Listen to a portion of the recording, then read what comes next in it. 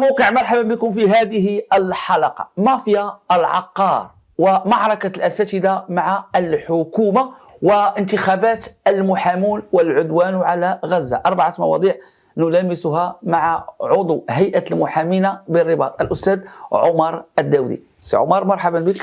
مرحبا بي عندكم سي حميد، وشكرا على الاستضافة. كبير هذا، ان شاء الله يخطيك. الله يحفظك سي عمر. سي عمر، نبداو بقضية كتعرف يعني كل شيء اليوم كيبكي بالدم وكيتأثر. غزة باقتضاب نزول هذه القضايا، لأن القضية المحورية اللي عندنا معك هو مافيا العقار. كاينه واحد المافيا في المغرب، مافيا العقار، كتدي الناس الدراوش والبسطاء الأراضي ديالهم، خصوصا بالمنطقة ديال النواحي ديال أكادير أو ديك المناطق. هذا هو موضوعنا الأساسي، ولكن غنرجعوا على غزة ونرجعوا على معركة الأساتذة وانتخابات باقتضاب شديد. نبداو بغزة. بغيتنا سي عمر كمحامي كمتتبع كيف كيقرا المشهد في غزة؟ المشهد في غزة يلخص الضمير الإنساني، يلخص كذلك أو يضع في محل السؤال يعني الهيئات الدولية تاع حقوق الإنسان بما فيها هيئة الأمم المتحدة، يلخص الضمير العربي الإسلامي، يلخص أو يسائل كذلك التعاطي مع هذه القضية التي يعني هذا الاستعمار الذي عمر لعقود. خلاصة القول ما يمكن أن يقال على كذلك بطبيعة الحال احنا نتضامن وقلوبنا تعتصر دما على النساء والشيوخ والأطفال الذين يتعرضون لتصفية عرقية تذكرنا بالتصفية العرقية ديال الأبارتهايد ديال جنوب أفريقيا، وأفظع، لأن حتى هذه التصفية هذه كتم ماشي غير بخلفية عرقية، ولكن عندها واحد الخلفية صهيونية عقدية يعني استئصالية، يعني تروم إلى استئصال هذا الشعب المقاوم، شعب الجبارين المقاوم على ذكر على حد قول المرحوم ياسر عرفات، يعني تهديف هذه الحملة الممنهجة إلى استئصال هذا الشعب، هذا استئصال كذا، استئصال يعني من الجذور ديالو ونزع يعني المناعة ديال المقاومة. واخا سي عمر، واحد جوج أسئلة. السؤال الأول، كان نقاش حول الهدنة سرعان ما عادت إسرائيل إلى العدوان ديالها، كيفاش كتفسر هذا العمل؟ لا، هو اللي شاف التاريخ ديال إسرائيل يعني ما سمعنا الاتفاقية كامب ديفيد، جاتها اتفاقية أوسلو، غزة أريحة، سلام الشجعان، حل الدولتين، يعني اللي ملي كنشوفوا التاريخ ديال هذا الكيان هذا ما يمكنش أن ننتقل في كيان عنده تاريخ في بني على الأباطيل، وحتى القرآن راه كيخاطبنا بهذا الشيء، ان كل ما عاهدوا عهدا يعني نكثوه، يعني الناس ما يمكنش ولن ترضى عنك اليهود ولا النصارى، ولو ان هذا الشيء هذا راه عندنا صراع في جانب ديالو كبير عقدي، في جانب ديالو كبير على الارض، وهذه حمله ممنهجه ضد المناعه اللي هي المقاومه، لان الضمير دابا ديال الفلسطينيين باش ما نكونوا صراحه، الضمير ديالهم هو المقاومه. الى نزعنا المقاومه وحيدناها وطبعناها مع ما سمي مثلا يعني بالسلام الموهوم وكذا، غادي نوليو في امور اخرى. واحد الظاهره غريبه سي عمر، غيكون اخر سؤال في هذا المحور، غريبه جدا، زعما العقلاء تيبقاو غير كيشوفوا في هذه البلاد المغرب الحبيب تنامي واحد الظاهره، ما نقولوش ظاهره اقليه، ولكن مستفزه وصادمه للشعور الوطني والعقل، وأنه أمام العدوان وأمام الأطفال 6000 تيموتوا والنساء، وأمام يعني واحد العدوان ما بعده عدوان. والغريب أن الغرب، المجتمع المدني الغرب، وناس بعد مرة يهود، مسيح، الناس اللي ما كيامنش بالله، اللي ما عنده ترابطه، ينتفض ضد العدوان الإسرائيلي، ينتفض. في المغرب ظهرت واحد الظاهرة، كاين ناس لهم أصوات كتقول لك في ظل العدوان والقتل ما عندنا ما نديروا، المغرب احنا خليهم يدبروا راسهم يحلوا مشاكلهم بوحدهم، وهاد البشر عمرو كانوا في تاريخ المغرب. واش تعتقد كيفاش كتفسر هاد الاصوات؟ هو هادو، شوف، اي مواطن في ما كان في هذه الكره الارضيه عنده ابعاد، كاين البعد ديالو القومي، كاين البعد ديالو اللي كينتمي للقبيله ديالو والقوم يعني القوميه ديالو، وكاين البعد الوطني، وربما نقدروا نقولوا البعد بعد اخر اللي تقدر تكون شي انتماء ديني كذا، وعاد كتجي البعد الكوني الانساني. ما يقع في غزه يعني اي بعد من هذه الابعاد هذو كاملين راه غتلقى راسك في غزه يعني كتماهى معها وتتفاهم، كاين نقاش كلهم يعني اي واحد، لا، لان لا، انسانيا لا، شوف سؤال. انسانيا ما يقع في غزه مدان، انسانيا وقوميا ودينيا وكونيا ويعني حتى وقانونيا. بالنسبه لي حاليا صحوه الضمائر اللي بعيده كل بعد هادو مسيحيين في اقصى اوروبا، في اقصى امريكا، وكنلقاو يهود وسط الكيان وفي امريكا كنلقاهم يدينون هاد الممارسات الوحشيه نتاع اسرائيل. وفي الوقت اللي كنلقاو واحد انا كيقول لك مثلا انا مثلا انا صهيوني او انا اسرائيلي اكثر من اسرائيلي، ولا انا صهيوني اكثر من الصهاينه، هذا يحز في النفس. المغرب ما عمره تاريخيا من محمد الخامس رحمه الله الى الحسن الثاني الى ملك البلاد الحالي ما عمر ما شفنا هذه الظاهره هذه. انا كنت بان هذه ظاهره الشد لا يقاس عليه والشد لا حكمه في لغه الفقهاء، وضروري غنلقاو الشباب. ما يمكنش الاجماع نتاع ما عندناش شي قالب كنصنعوا فيه المواطنين يعني باش لا واش انا علاش انا كنقاطعك دابا. احنا ملي كتلقى البعد الانساني والبعد الوطني والبعد الاخلاقي والبعد، الا ما لقيتيش واحد الانسان ما طاح في هذا البعد، ما طاح في هذا البعد، ما طاح في هذا البعد، بالنتيجه شنو غتفهم؟ باش نقرب لكم من الصوره، كاين الحديث داخل بعض الاوساط على اختراق، كاين دي كونت مزيفين الاسرائيليين او الصهاينه على هذا الصعيد خدامين مزيان. صحيح هذه معركه واجهه. انا ماشي جميع الاصوات تلقاها كتقول تازا قبل غزه المغرب راه ماشي مغاربه هذوك. صحيح هو تيكتب لك بسميت مغربي، وكذيك الطريقه ديال خصهم يحاصروا القضيه. هي واجهه من واجهات الحرب الالكترونيه.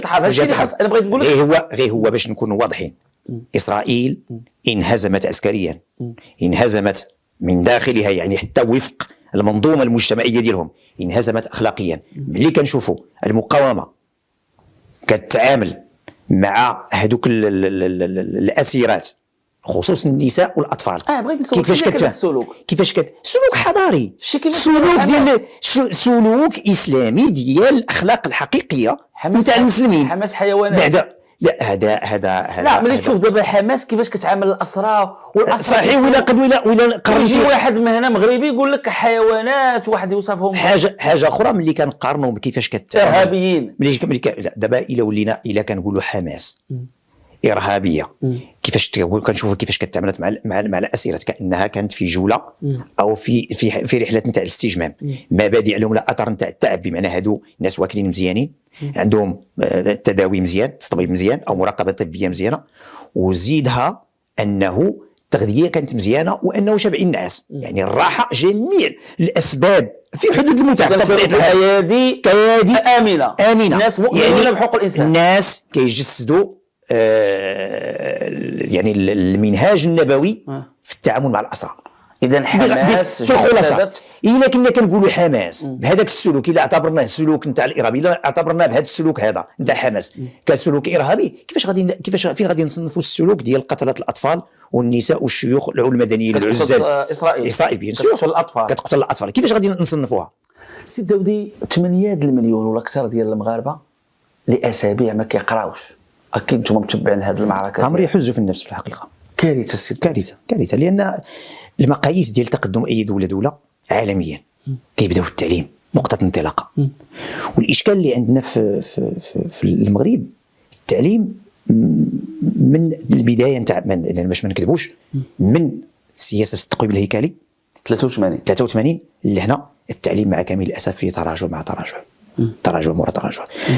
فعلا يحز في النفس انه 8 المليون ديال المغاربه ديال وليدات المغاربه ما كيقراوش، والاسباب باش ما نمشيوش نبقاو نقلبوا على كذا، على الاقتطاع، واش مشروع، واش قانوني غير قانوني. انا هذا النقاش كله بالنسبه لي نقاش خارج السياق.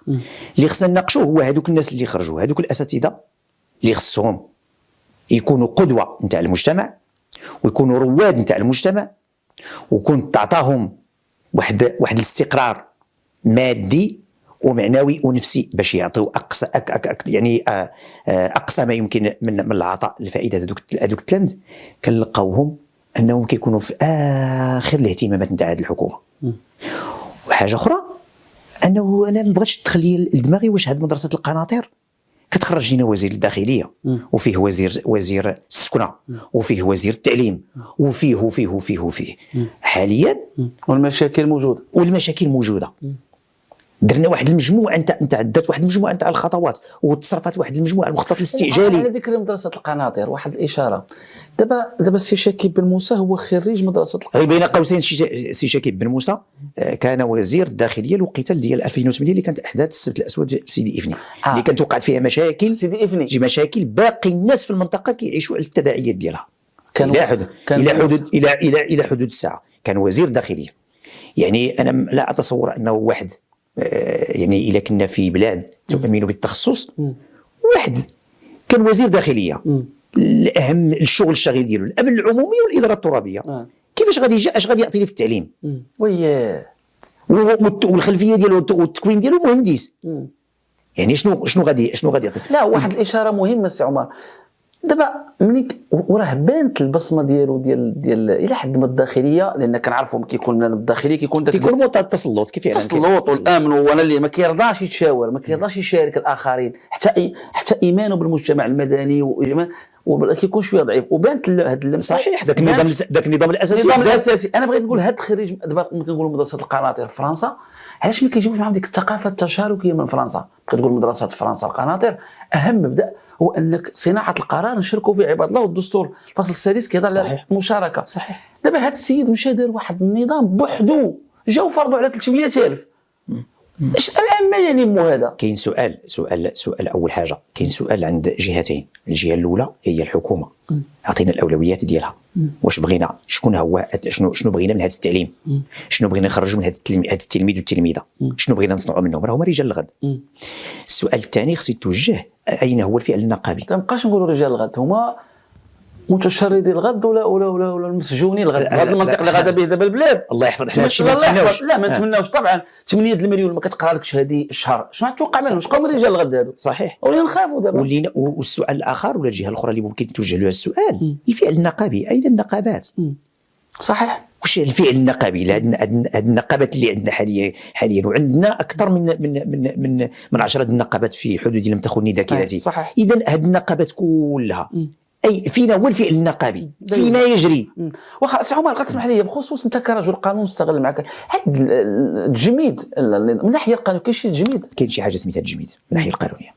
لا وجود لهذا المصطلح. هذا مصطلح غريب جدا على اللغه السياسيه واللغه القانونيه واللغه الحكوميه. واش ما عندها مستشارين واش ما عارفش. انا اللي كنعرف هو انه الدستور ينص على المقاربه التشاركيه في الفعل الحكومي. ملي كيكون قطاع نتاع الحكومه كيجي كيجلس السي مصطفى الرميد الله يذكره بخير، لقيته اللي اعطاه اخذ الضوء الاخضر من ملك البلاد، دار حوار، دار المغرب، صار المغرب طولا وعرضا. ما اختلافنا معه في مجموعه تاع الامور، ولكن على الاقل الرجل دار مقاربه تشاركيه. نزل عند القضاة بالجمعيات ديالهم، نزل عند المحامون بالجمعيات ديالهم، نزل عند المفوضين القضائيين، نزل عند العدول، نزل عند الموثقين، نزل عند كتاب مدونة الاسره بحال مدونه الاسره. حتى دابا مدونه الاسره فيها نقاش. صحيح. اذا هاد وزاره التعليم والسيد الوزير علاش اللي ما ينزلش ويطبق ويجسد لنا المقاربه التشاركيه ونصوص عليها في الدستور؟ ينزل عند الناس ويشوف الاحتياجات ديالهم. واش انا واحد ما عمره ما دوز لا قسم، ما عمره ما دوز لا اداره تربويه، ما عمره ما كان ما كانش خريج ديال مراكز التوجيه والتخطيط التربوي، ما عمره ما درس في احد الجامعات، غادي تجي انت غتعطيه مشروع بحال هذا؟ غتقول لي بانه راه كاين طاقم من الوزير ما كيشتغلش بوحدو، غيكون عنده ديوان وعنده اطقم وعنده مستشارين وعنده ولكن على الاقل هذا الشيء خصو يبان لنا. هو طبق معاهم ربما كاينه واحد السياسه في اسرائيل كيقول لك ضرب عاد شرح، ضرب عاد فسر مثلا. صحيح. الى كيقول لك الا جيت تفسر قبل ما تضرب غيضيع الوقت، ضرب بعدا وملي تضربوا الضحكه عاد باش تشرح للناس داك الشيء. هذا التصريح دابا داروا النظام الاساسي وعاد بداو من بعد قالوا اللي سمعنا عند وهبي قال لك اودي حنا ما كاين مشكل نرجعوا للاقصى عاد نتفاوضوا. كيفاش غترجع الناس للاقصى عاد تفاوضوا؟ كي غيكون هاد كانت على اساس اش؟ انت ملي كتقول لي حيت باش نكونوا واضحين في شي امور، ملي عندنا الدستور شكون اللي المفروض فيه خصو يحترم الدستور؟ هو جميع القطاعات الحكوميه. صحيح. المواطن البسيط اللي خرق القانون، خرق الضوء الاحمر، او كذا تجي معاه، رغم انه هذه راه سلوك غير سلوك منبوذ غير مقبول، ولكن تجي معاه. ولكن الدوله ولكن الدوله كدوله انها تخرق القانون كارثه، مساله راه لا غير محموده. واليوم كيبان لكم كاين خرق واضح للقانون. صحيح. كاين فلسفه دستوريه، فلسفه ديال الدستور، يعني الفلسفه ديال الدستور ديال المقاربه التشاركيه وديال التعليم. ورغم ان باش ما ننساوش واحد الامر راه مهم جدا منصوص عليه في الدستور، ان الدوله تتعهد باش التعليم توفير التعليم، والتعليم يكون ناجح، الشغل والصحه. حنا نهضروا غير في التعليم، مادام كنهضروا في التعليم. انت الدوله ملي كتتعهد دستوريا بتوفر التعليم وكتحيد لك الوسائل، بحال واحد الوقيته اللي كان في عهد البصري اللي كان حريه التنقل مسوس عليها دستوريا، ولكن الباسبور باش تمشي تاخذه ما يعطيوش لك. هل يعني الحق هو كاين حريه التنقل، ولكن الوسيله باش كتنقل نزولها لك. لا، وملاحظه سي عمر في اطار هذا الشيء، مادام ذكرتيني بالدستور، تتعهد الدوله كذلك باش حمايه الاطفال وحمايه الاسره. صحيح. وكتعهد بان الانسان يتشبت بالوطن وبالهويه. اعطيني اذا بغيتي تحافظ على الاسره وعلى الطفل، شنو هو القرار؟ هو المدرسه حاسه. الا بغيتي المغاربه يتشبتوا بالتوابيد البلاد وبالهويه عن طريق ماذا؟ المدرسه. اكثر من ذلك المدرسه معطله، كيفاش هاد المغاربه غيتشبتوا بالهويه ويتشبتوا بالاسره؟ اكثر من ذلك، المغرب صادق على اتفاقيه حقوق الطفل اللي كتنص عليها اشنو؟ الدستور راه كيقول لك الاتفاقيه الدوليه تسمح للتشريع الوطني. كينص هاد اتفاقيه حقوق الطفل في شي ماده على ما اعتقد 4، يقول لك في جميع الاجراءات التي تتخذها الدولة والحكومات ومؤسسات الرعاية الاجتماعية وكذا والقطاعات الحكومية، المصلحة الفضلى للأطفال. فين هي المصلحة الفضلى للأطفال؟ هادو واش دابا هاد الأطفال المصلحة الفضلى لابن موسى ولأخنوش. واخا سي عمر باقتضاب غنقرا عليك صراحة، ربما ستقدر أكيد غيصدمك هذا الشيء، وأكيد انت شفتيه وتبعتيه، ولكن صادم هذا الشيء سي عمر. باقتضاب هناك نقباء سابقون اغتنوا من الفساد وتلاعبوا بالأتعاب وبأموال المساعدات القضائية التي هي في الأصل مال عام. نقباء سابقون استولوا على شركات كبرى بعد أن انتزعوا النيابة من محامين. هذا كلام صادر عن نقيب ديال الدار البيضاء، كلام خطير جدا. على كل حال دابا انا لست مخول هنا باش نتكلم على الشأن المهني، لان هذه مؤسسات الانتخابات جايه. انتخابات جايه غير غادي نهضر من واحد الزاويه، وهي زاويه بسيطه جدا. المحاماه شأن مجتمعي، كنحطوا هذا المبدا بمعنى معنيين به حنا كاملين المغاربه كاملين، لان اصلا شنو هي الخلفيه ديال علاش الدوله ولدت المؤسسات المحاماه والطبيب والمهندس وكذا لواحد الغايه ديال المواطن انه حقه في دفاع كفء ونزيه ومتجردين ومستقلين وكذا، وحقه في طبيب ومهندس وكذا. اذا ملي كنقولوا المحاماه الشأن المجتمعي، من حق اي واحد يتذكر فيه الى واحد الحدود. هذه الامور هذه التصريحات انا فعلا شفتها شافوها كاع الناس. هو يعني على انه كاين شي خلل، هناك خلل ما كجميع المؤسسات، مثل جميع المؤسسات. هذا الخلل خصو العلاج، او هذا عطب خصو علاج. اكيد ان هناك نواقص وشوائب كجميع القطاعات الاخرى، وحنا مقبلين على الانتخابات، المحامون مقبلين على الانتخابات، والانتخابات خص المحامون عندنا واحد القاعده شعبيه، عندنا واحد القاعده شبابيه كيخصها انها تكون في مستوى الحدث، وتنتخب اجهزه اللي تكون قويه، واللي سيما انه حاليا حنا مقبلين على مشروع ديال قانون تعديل مهنه المحاماه وانشاء مؤسسه جديده ديال المجلس الوطني للمحاماه. الشيء اللي قال السيد نقي كاين الفساد فيه، والفساد كاين في جميع القطاعات. لا المساعدات القضائيه كاين هذا اللعب هذا، الناس بالضبط كياخذوا المساعدات القضائيه. كاين هذا الشيء، ماشي غير هذا الشيء، كاين نيابات على الدوله المغربيه وعلى الادارات العموميه محتكرين في واحد اشخاص معينين، في مكاتب معينه. كاين الشركات التامين محتكرين في اشخاص معينه، كاين الشركات الكبرى نتاع الدوله محتكرين في اشخاص معينه. احتكار. كاين ملفات من نوع خاص. كان قديم هذا الشيء ولا دابا في هذا العهد؟ هو كان بدا هنا تفشى هنا مع الانصار زاد. لا هذه القاعده نتاع المحامون مادام انه كثرت، انه المحامون دابا ولينا كنشوفوا 5000 واحد دخلات وعاود دخلت المحامون ذاك الفوج ديال الوسيط ومن بعد وكذا، وهذه يعني امور بدات كتفاقم لينا اكثر لينا صعيب. الا قدرتي تضبط 20 واحد في واحد الحدود ديال 90%، راه 1000 واحد ما يلاه تضبطها في واحد 30% ولا 20%. لان انا باقي كنقول هاد الافواج اللي جات جديده واش عندنا اللي غيضبطها وعندنا اللي غيكونها واش عندنا المعاهد ديال التكوين اللي غيكونها، واش عندنا المكاتب. نعطيك مثال بحال دابا مثلا الرباط، الا دخلنا مثلا 500 محامي وارد جديد للرباط، واش عندنا 500 مكتب اللي تقدر هذا سؤال ما نقدرش نجاوب عليه. واش عندنا 500 مكتب اللي ممكن يحتضنوا هاد الناس ويمرنوهم وما تكونش شوائب؟ لان الا خلينا هذا الشيء هذاك غنلقاو. واخا سي عمر نمشيو للمافيا. مافيا العقار كلمه كتخلع. مافيا كاين مافيا سي عمر. صحيح. لا قلتي مافيا كاينه مافيا. وهذا اللفظ ديال مافيا العقار من ابداع وابتكار الزميل ديالكم السي محمد بوطام، مدير موقع تيز بريس تيزنيت. تحيه ليه من هذا المنبر. هذا السيد ادى من حريته ومن وقته وكذا وصحته وكذا في سبيل الله، لانه هو اللي استطاع انه يخرج هذيك الصرخه ديال يبيجو الى الوجود، ولات صرخه عالميه.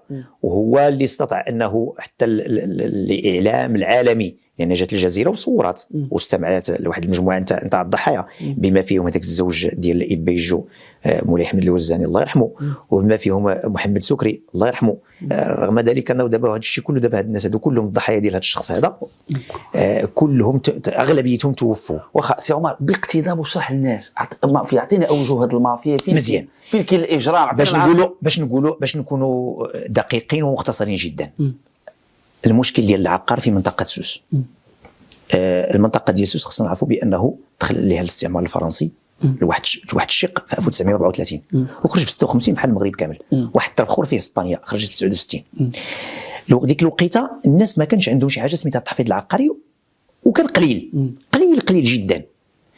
وبالتالي ولينا عندنا وعاء عقاري، الناس متعارفه على انه هذا العقار ديال فلان وهذاك فلان خلاه مع خوه وخلاهم باهم وجدهم وكيتوارثوا.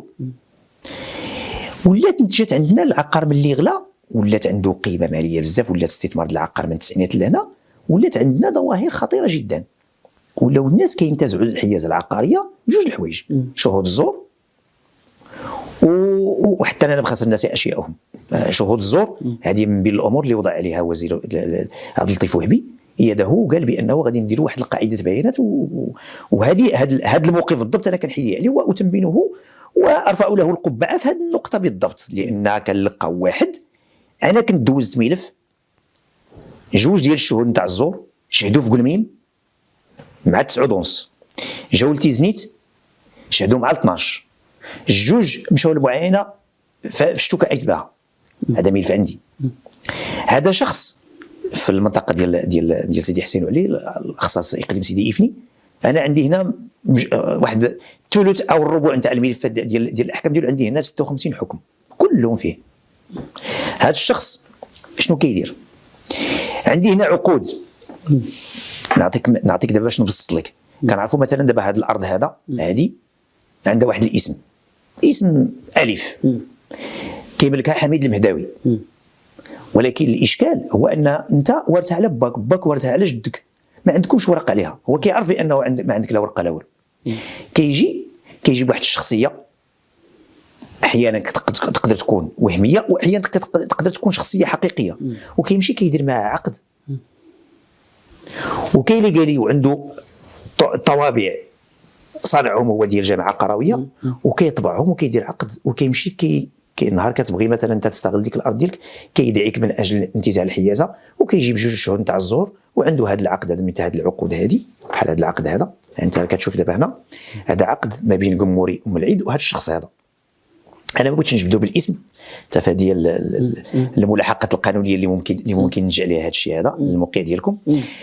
عندنا انا عندنا واحد الكاشي 2 3 4 هادو كلهم ملي مشينا كنستفسروا هاد الجماعه القرويه واش هاد الطوابع ديالكم، الجامعه كتقول لك ودي هاد الطوابع ماشي ديالنا. اكثر من ذلك هاد الشخص هذا ديك الوقيته ديك الحسين والكان ملي مشات الضابطه القضائيه سولته كتقول له ودي واش التوقيع ديالك هذاك؟ يقول لهم ودي التوقيع ماشي ديالي. وماشي ديالو اكثر من ذلك، راه ماشي غير التوقيع اللي ماشي ديالو، وهاد الطوابع كلهم باربعه بثلاثه ما ديال ما عند العلاقه. يعني الجماعه ديال سيدي حسين ما عندها حتى علاقه بهذه. وكيمشي مشى سيدي من بعد في هذا الشيء، وهذا المشكل دابا كيمشي كيأرخو في تاريخ سابق. بحال دابا هذا أرخو في 13 يناير 1994. علاش كيختار هذا؟ علاش هذا التاريخ؟ لان باش يقول لك، لان من 2000، لان من بعد مدونه الحقوق العينيه اللي دارت دخلت الحيز التنفيذي في 2012، جميع العقود الوارده على الحقوق العقاريه يجب ان تكون بمقتضى محرر رسمي، يعني نديروا الموظف العمومي، يعني عدل او موثق او محامي مقبول محكمه النقد. يعني 2012 لهنا كيدير هذه التواريخ ديال قبل 2012 باش ما تجيش كيقول لك هذه عندي حقوق مكتسبه، عندي هنا عقود، انت قمري ام العيد، ان فلوس، هذا ان فلوس شخصيه ما عرفناهاش، كاين عاود ثاني بوراس محمد العربي ان فلوس، نفس الشخص محمد العربي ان فلوس، هنا عاود ان فلوس، هنا مبارك محمد، هنا غادي نجيو للهكتارات، كاين هنا عاود عبد الله نونو، عبد الله زكي، هادو كلهم عقود مزوره. عقود مزوره وهذو باقي كيتستعملوا. الاشكال اللي كاين الا قارنتي غير الشكايه ديال الزواج، درنا شكايه بلاتي، انا جايك للشكايه. نبداو بهذا. هذا درنا شكايه عند الوكيل العام ودرت فيها خبره في اكادير، وتحالت على المختبر العلمي ديال الدرك الملكي باش يشوفوا هاد الكاشيات هادو واش ديال الجامعه، وفعلا وجهوا رسائل الجامعه وجابتهم الجامعه قالت لهم ودي ما عندناش علاقه بهاد الكاشيات هادو، وهاد البصمه هادي غير نو ايدونتيفي وما يقال. دابا هاد البصمه ما معروفش شكون دارها، هاد البصمه ما معروف شكون دارها، هاد البصمه هادي كبيره على الصبع، لان هاد المراه هادي قموري ام العيد مزيده في 920. بصمه كبيره هذه، بصمه كبيره. يقال كان كيقول لهم هذا الشخص هذا المستفيد من هذا العقد هذا، هو كيقول لهم ودي هذيك البصمه راه ديال الصبع ديالي الكبير ديال رجلي، باش كتبان ثاني ما يمكنش انت دابا تحقق فيها. علاش درت البصمه برجليها؟ لا هو تيقولها، وهاد المراه هذه لا علاقه لها بهذا العقد. لا هو تيقول لهم هو كيقول لهم الصبع ديال رجلي. علاش عرفت البصمه هي برجليها؟ باش منطقه هو زعما، منطقه هو ما عرفناش باش يجي، باش ملي كدير دابا انت كقاضي كدير كتوري لك البصمه كتقول لا راه بصمه، لان البصمه لا، لان البصمه راه ماشي تعبير على الاراده، راه حتى القانون راه خارج، حتى القانون المسطره الجنائيه اللي كيتكلم على البصمه وكيتكلم على كذا راه خارج، لان العبره بالتوقيع، لان التوقيع هو التعبير على الاراده، لان البصمه نقدر نجيب لك بصمه ديال الانسان ميت، واش الانسان الميت ولا صحه تشد له يده ولا اكراه، حنا نمشي معاك ابعد من ذلك، ميت ولا اكراه، ميت ما عنده اراده، ما عنده اهليه، ما عنده كذا، ونشدوا صبعو غادي نبصموا في عقد ونقول لك راه هذه كيبيع لي مثلا انجا، ولا كيبيع لي بطلعيش، ولا كيبيع لي مثلا تاكانت ولا بيزكرن. اذا ملي مشينا درنا شكايه للمختبر العلمي ديال الدرك الملكي هنا في الرباط، توصل فيه النتيجه كيقولوا ودي بانه هاد الكاشيات ماشي دي، وهذا التوقيع وهذا العقد هذا مزور. مشات تحال النيابه العامه حالت الملف على قضيه التحقيق. الاشكال اللي كاين هو انه اصحاب الارض ملي جاوا يتنصبوا امام قضيه التحقيق في محكمه الاستئناف، قضيه التحقيق واحد قضيه التحقيق راه احيل على التقاعد سامحه الله، قصاد يعني صدر امر بعدم قبول هاد الناس هادو التنصب ديالهم كطرف مدني. استنف لها الغرفه، علاش كيقول لهم بتعبير يعني بواحد المنطق غريب جدا على المنطق القانوني، كيقول لهم انتم ماشي طرف في العقد، وانا كنقول لك هذا العقد كله مزور، كيفاش انا غادي اذا كنت فيه طرف؟ لو كون انا كنت طرف في العقد ما نجيش عندك اصلا غنقول العقد صحيح من الاول، هو عقد مزور. اذا من بعد تصور انه تبعت النيابه العامه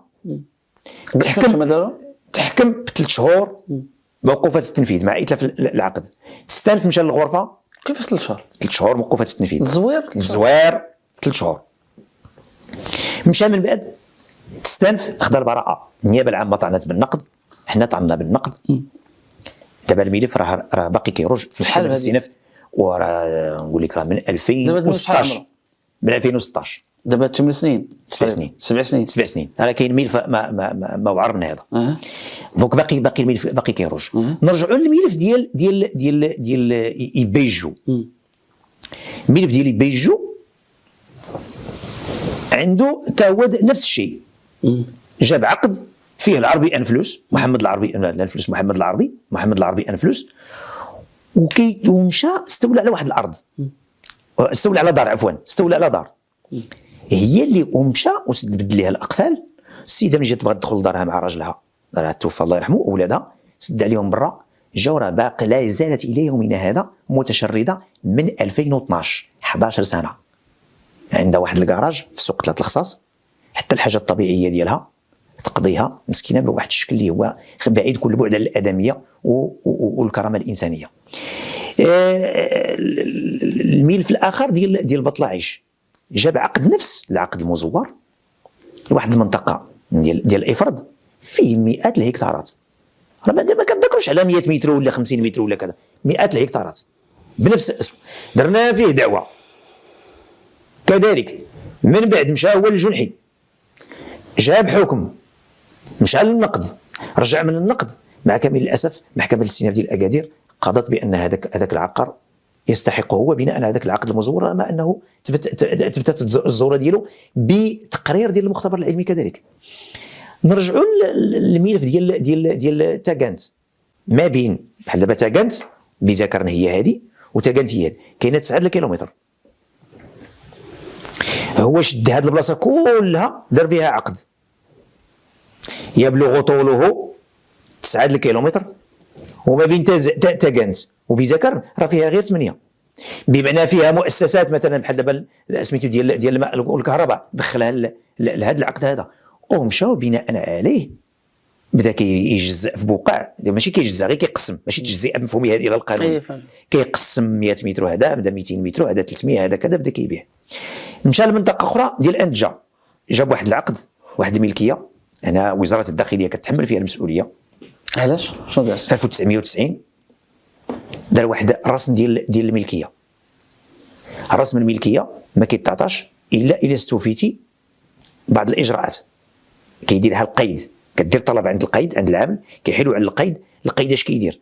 كيصيفط لاداره المياه والغابات واش الملك المراد انك دير له الملكيه واش فيه ياك ماشي ملك غابوي، كيصيفط لوزاره الاوقاف ياك ماشي ملك حبسي، كيصيفط لوزاره التجهيز ياك ماشي ملك داخل في الدومين، وكيصيفط للداخليه ياك ماشي هذا العقار هذا داخل في اراضي الجموع.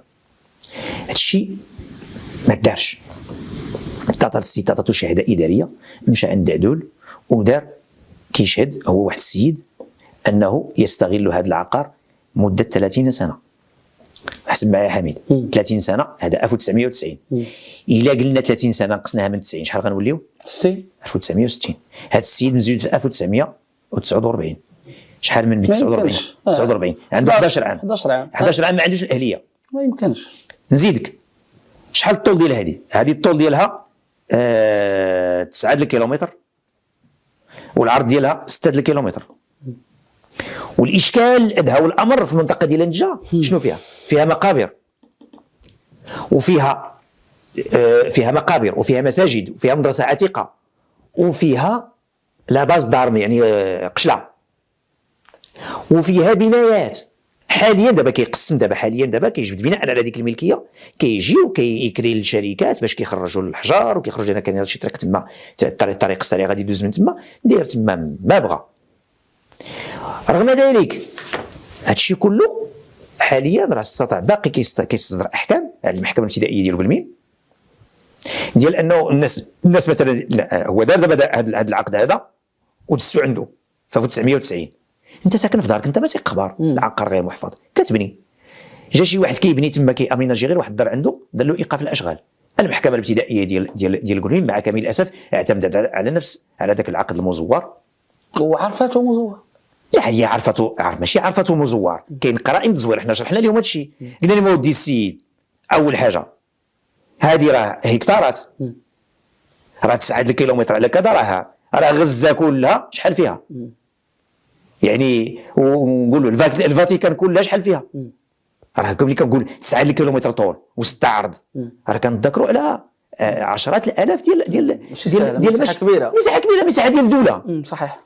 اذا ملي كتقول لي مثلا مساحه ديال الدوله وكتساهل معاه انت قضائيا انك تعطيه لواحد تعطيه ايقاف الاشغال بدون انك ما تثبت هاد الوثيقه واش الظروف ديال الصياغه ديالها فيها ناس واحد من هذوك تراجع عن شهادته، وفيها هاد الملاحظه ديال 1990 و11 سنه ما عندوش الاهليه ديال سميتو ديال الاهليه ديال الاداء ولا ديال التصرف. اذا هذه كلها قرائن تفيد بانه راه كاين هذه الوثيقه هذه مزوره.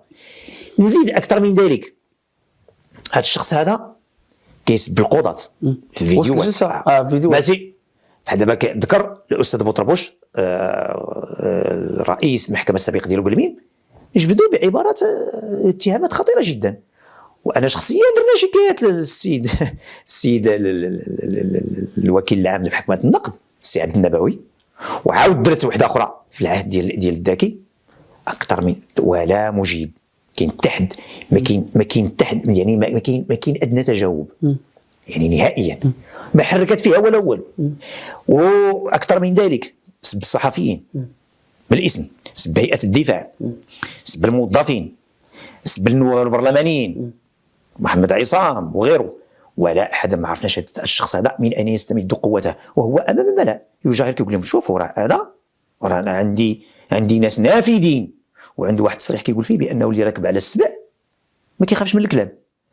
ختاما، هذا الموضوع متشعب جدا وفيه ضحايا كثار وفيه مآسي اجتماعيه وفيه مساس بالامن القضائي والامن التعاقدي والامن المجتمعي والامن القضائي بالخصوص. هاد الناس هادو يضعون. شحال عدد الضحايا سي عمر؟ عدد الضحايا راه كاين بالعشرات الى حسينا الاسر وكذا وكذا غنوليو في المئات. يعني ملي كنقولوا ضحيه راه كنقولوا عائله، ولكن العائله راه تتكون من واحد المجموعه نتاع الناس. والضحايا ديال هذا الشخص هذا راه تقريبا محمد سكري توفى الله يرحمه، احمد الوزاني توفى الله يرحمه، الحسين العقيل توفى وفي في قلبه غصه من الظلم ديال هذا الشخص هذا ونظن ديال الاحكام القضائيه. هذا جاني اللي كتعتبروه نتوما جاني ولا مفترض، واش شخص ولا بزاف ولا معتدل؟ هو شوف، باش نكون معك صريح، هذا لا يمكن ان يشتغل وحده، هذا يشتغل ضمن عصابه اجراميه، رغم انه عصابه اجراميه فيها واحد المجموعه نتاع الناس، مواطنين عاديين ولا موظفين ولا لا، فيهم موظفين ديال الدوله، عصابه. يعني ما يمكنش هذا يكون عنده هذا السطوه كامله. راه بمجرد غير الذكر ديال الاسم ديالو في المنطقه ديال القلميم، ديال الجهه ديال القلميم كلها، غير الذكر ديال الاسم ديالو راه يثير الرعب، كيخلع الناس بيان سور. راه كاين هذا السكري هذا راه اختطفوا، شكري حميدي سكري اختطفوا الله يرحمه، حميدي عزت داو وعذبوا،